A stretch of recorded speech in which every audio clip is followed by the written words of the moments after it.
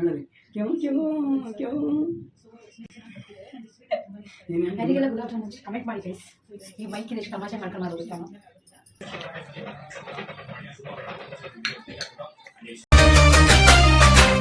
ಏನಾಗಲಿ ಮುಂದೆ ಸಾಗುನಿ ಬಯಸುತ್ತಿಲ್ಲ ಸಿಗದು ಬಾಳಲಿ. Hey guys, welcome back to my YouTube channel. ಯಾರೆಲ್ಲ ನನ್ನ ಚಾನಲ್ಗೆ ಇನ್ನೂ ಸಬ್ಸ್ಕ್ರೈಬ್ ಆಗಿಲ್ಲ ಪ್ಲೀಸ್ ಹೋಗಿ ಸಬ್ಸ್ಕ್ರೈಬ್ ಮಾಡ್ಕೊಳ್ಳಿ. ಹಾಗೆ ಯಾರೆಲ್ಲ ಸಬ್ಸ್ಕ್ರೈಬ್ ಮಾಡಿದೆ ಅವ್ರಿಗೆಲ್ಲ ಥ್ಯಾಂಕ್ ಯು ಸೋ ಮಚ್. ನನ್ನ ಇನ್ಸ್ಟಾಗ್ರಾಮ್ ಲಿಂಕ್ನ ನಾನು ಡಿಸ್ಕ್ರಿಪ್ಷನಲ್ಲಿ ಹಾಕಿರ್ತೀನಿ, ಚೆಕ್ಔಟ್ ಮಾಡ್ಕೊಳ್ಳಿ. ಸೊ ಇವತ್ತಿನ ರೆಸಿಪಿ ಏನಿದೆ ಅಂತ ಆಲ್ರೆಡಿ ನೀವು ತಮ್ಮನೇನಲ್ಲಿ ನೋಡಿರ್ತೀರಾ. ಇವತ್ತು ನಾನು ಗುಲಾಬ್ ಜಾಮೂನ್ ಮಾಡಬೇಕು ಅಂತ ಇದ್ದೀನಿ. ಸೊ ಎಲ್ಲರ ಫೇವ್ರೆಟ್ ರೆಸಿಪಿ ಸ್ವೀಟಲ್ಲಿ ಬಂದು ಗುಲಾಬ್ ಜಾಮೂನ್. ನನಗಂತೂ ತುಂಬಾ ಇಷ್ಟ.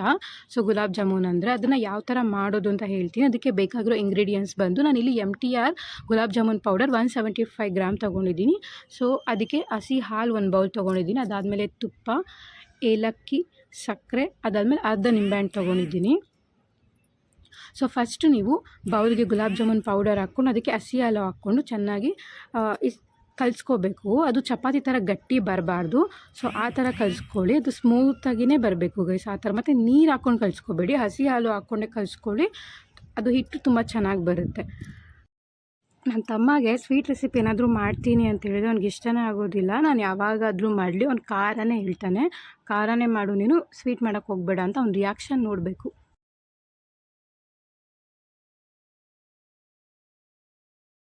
ಏನೂ ಮಾಡೋದಕ್ಕಾಗೋದಿಲ್ಲ. ನನಗೆ ಇವತ್ತು ಗುಲಾಬ್ ಜಾಮೂನ್ ತಿನ್ನಬೇಕು ಅಂತ ಕ್ರೇವಿಂಗ್ ಆಯಿತು, ಅದಕ್ಕೋಸ್ಕರ ಗುಲಾಬ್ ಜಾಮೂನ್ ಮಾಡ್ತಿದ್ದೀನಿ. ಸೊ ಈಗ ನೋಡಿ ನಾನು ಹಿಟ್ಟು ಕಲಿಸ್ಕೊತಿದ್ದೀನಿ. ಗಟ್ಟಿ ಕೂಡ ಬಂದಿಲ್ಲ. ಕರೆಕ್ಟಾಗಿ ಒಂದು MTR gulab jamun packet 175 gram ಏನಿದೆ ಅದಕ್ಕೆ ನಾನು ಕರೆಕ್ಟಾಗಿ ಇಲ್ಲಿ ಅರ್ಧ ಬಟ್ಲು ಹಸಿ ಹಾಲನ್ನ ಯೂಸ್ ಮಾಡಿ ಚೆನ್ನಾಗಿ ಅದನ್ನು ಕಲಸಿಡ್ತಿದ್ದೀನಿ. ಕೈ ಕೂಡ ಅಂಟ್ಕೊತಾ ಇಲ್ಲ. ಸೊ ನಮ್ಮಮ್ಮ ಕೂಡ ಹೇಳಿದೆ, ನಿಂತ್ಕೊಂಡು ನನಗೆ ಹೇಳ್ಕೊಡು ಯಾವ ಥರ ಮಾಡೋದು ಅಂತ. ಯಾಕಂದ್ರೆ ನಾನು ನಮ್ಮಮ್ಮ ಮಾಡಿರೋ ತಿಂದಿದ್ದೀನಿ. ನಾನು ಮಾಡ್ತಿರೋದು ಇದೇ first time gulab jamun try ಮಾಡ್ತಿರೋದು. ನಮ್ಮಮ್ಮ ಮಾಡಿದ್ದಾರೆ ತುಂಬ ಸಲ, ಬಟ್ ನಾನು ಇದೇ ಫಸ್ಟ್ ಟೈಮ್ ಮಾಡ್ತಿರೋದು. ಸೊ ನಮ್ಮಮ್ಮ ಕೂಡ ಹೇಳ್ಕೊಡ್ತಿದ್ದಾರೆ ಹೆಂಗೆ ಮಾಡೋದು ಅಂತ. ಈಗ ನೋಡಿ ನಾನು ಹಿಟ್ಟು ಕಲಸಿದ್ದಾಗಿದೆ. ಸೊ ಇದು ಹಿಟ್ಟು ಕಲಸಾದ್ಮೇಲೆ ಸ್ವಲ್ಪ ಹೊತ್ತು ಸೈಡ್ಗಿಡಿ. ಸೊ ಅದಕ್ಕಿಂತ ಮುಂಚೆ ಪಾಕ ರೆಡಿ ಮಾಡ್ಕೋಬೇಕು. ಸಕ್ಕರೆ ಪಾಕ ಯಾವ ಥರ ಮಾಡೋದು ಅಂತ ಹೇಳ್ತೀನಿ.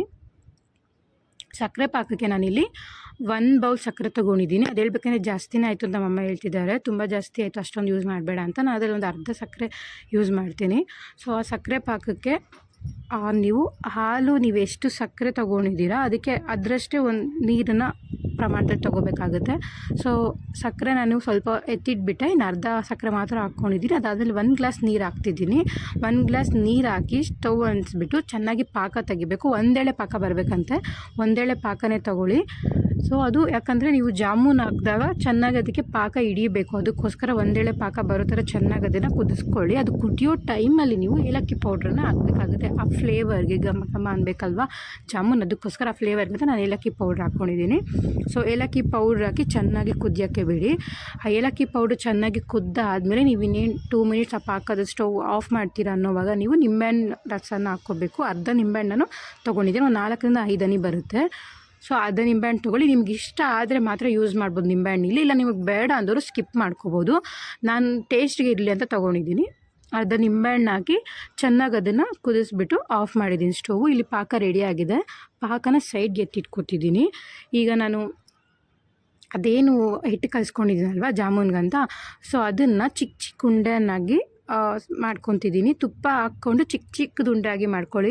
ತುಂಬ ದಪ್ಪ ಬಂದರೆ ಜಾಮೂನ್ ಚೆನ್ನಾಗಿರೋದಿಲ್ಲ. ಚಿಕ್ಕ ಚಿಕ್ಕದಾಗಿನೇ ತೊಗೊಂಡಿದ್ದೀನಿ ನಾನು. ಚಿಕ್ಕ ಚಿಕ್ಕದಾಗಿ ಉಂಡೆ ಮಾಡಿಕೊಂಡು ಅದು ಬಿಟ್ಕೋಬಾರ್ದು, ಚೆನ್ನಾಗಿ ನಾದಿ ರೌಂಡಾಗಿ ಉಂಡೆನ ಮಾಡ್ಕೊಬೇಕು.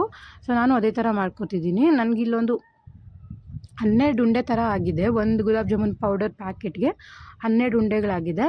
ಸೊ 12 ಉಂಡೆಗಳನ್ನಾಗಿ ಮಾಡಿಕೊಂಡು ಅದಾದಮೇಲೆ ನೀವು ಸ್ಟವ್ ಮೇಲೆ ಬಾಣಲಿ ಇಟ್ಕೊಂಡು ಎಣ್ಣೆ ಹಾಕ್ಕೊಳ್ಳಿ. ಸೊ ಎಣ್ಣೆನ ನೀವು ಮೀಡಿಯಮ್ ಫ್ಲೇಮಲ್ಲೇ ಕಾಯಿಸ್ಕೋಬೇಕು. ತುಂಬ ಜೋರಾಗಿ ಇಟ್ಬಿಟ್ಟು ನೀವು ಆ ಉಂಡೆಗಳನ್ನ ಹಾಕಿದ್ದೀರ ಅಂದರೆ ಸೀದೋಗುತ್ತೆ. ಸೊ ಮೀಡಿಯಮ್ ಫ್ಲೇಮಲ್ಲಿ ಇಟ್ಕೊಂಡು ಎಣ್ಣೆನ ಚೆನ್ನಾಗಿ ಕಾಯೋಕ್ಕೆ ಬಿಡಿ.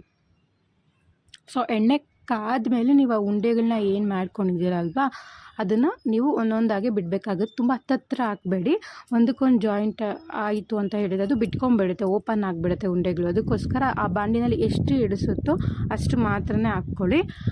ಸೊ ನಾನಿಲ್ಲಿ ಒಂದು 6 to 7 ಉಂಡೆಗಳನ್ನ ಹಾಕಿ ಚೆನ್ನಾಗಿ ಅದನ್ನು ಕಾಯಿಸ್ಕೊತಿದ್ದೀನಿ. ಒಂದು 10 ನಿಮಿಷ ಅದನ್ನು ಮೀಡಿಯಮ್ ಫ್ಲೇಮಲ್ಲಿ ಇಟ್ಕೊಂಡು ನೀವು ಬೇಯಿಸ್ಕೋಬೇಕಾಗುತ್ತೆ, ಎಣ್ಣೆಯಲ್ಲಿ ಫ್ರೈ ಮಾಡ್ಕೋಬೇಕಾಗುತ್ತೆ. ಸೊ ಒಂದು 10 ನಿಮಿಷ ಆದರೂ ಅದು ಬೇಯಲೇಬೇಕು.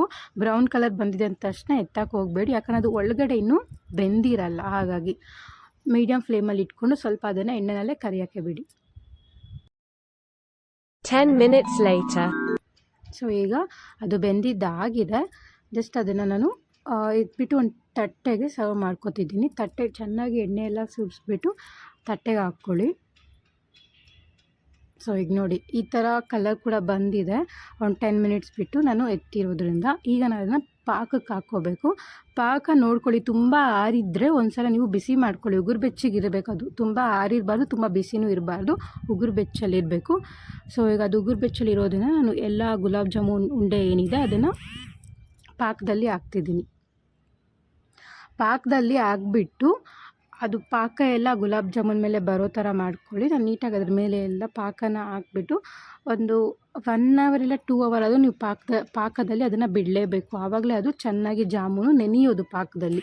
ಸೊ ಈ ಥರ ಬಂದಿದೆ. ಒಂದು 1 hour ಇಲ್ಲ 2 hour ಆದಮೇಲೆ ನಿಮಗೆ ನಾನು ತೋರಿಸ್ತೀನಿ ಯಾವ ಥರ ಬಂದಿದೆ ಅಂತ. 1 hour later. 1 hour ಆಗಿದೆ. ನಾನು ಬೌಲಿಗೆ ಕೂಡ ಸರ್ವ್ ಮಾಡ್ಕೊಂಡಿದ್ದೀನಿ. ಸೊ ಸ್ಮೆಲ್ಲೇನೋ ಚೆನ್ನಾಗಿದೆ. ಟೇಸ್ಟ್ ಮಾಡಿ ನೋಡಬೇಕು ಯಾವ ಥರ ಬರುತ್ತೆ ಅಂತ.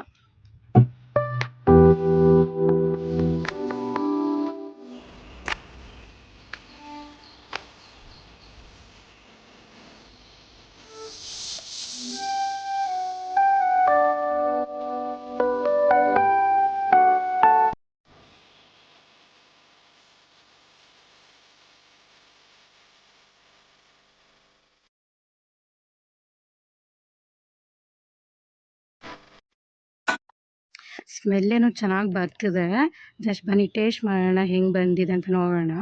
ಸ್ಮೂತಾಗೇನೋ ಇದೆ, ತಿನ್ನೋಕೆ ಕೂಡ ತುಂಬ ಚೆನ್ನಾಗಿದೆ. ಗೈಸ್ ಆ್ಯಕ್ಚುಲಿ ಏನು ಗೊತ್ತಾ, ನಮ್ಮಮ್ಮ ಸಕ್ಕರೆ ಹಾಕೋವಾಗೆ ಹೇಳಿದ್ರು ತುಂಬ ಕಡಿಮೆ ಆಗುವಂಥ, ಬಟ್ ಪಾಕ ಜಾಸ್ತಿ ಆಗಿದೆ.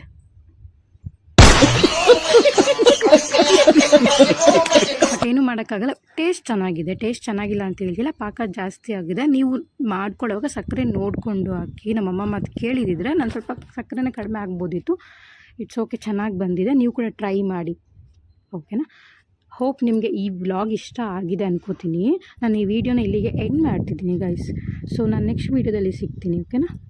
ನಿಮಗೆ ಈ ವಿಡಿಯೋ ಇಷ್ಟ ಆಗಿದರೆ ಪ್ಲೀಸ್ ಲೈಕ್ ಮಾಡಿ, ಶೇರ್ ಮಾಡಿ, ಹಾಗೆ ಸಬ್ಸ್ಕ್ರೈಬ್ ಮಾಡೋದನ್ನು ಮರಿಬೇಡಿ. ನಿಮ್ಮ ಸಪೋರ್ಟ್ ನನಗೆ ತುಂಬಾ ಇಂಪಾರ್ಟೆಂಟ್ ಆಗಿರುತ್ತೆ. Thank you.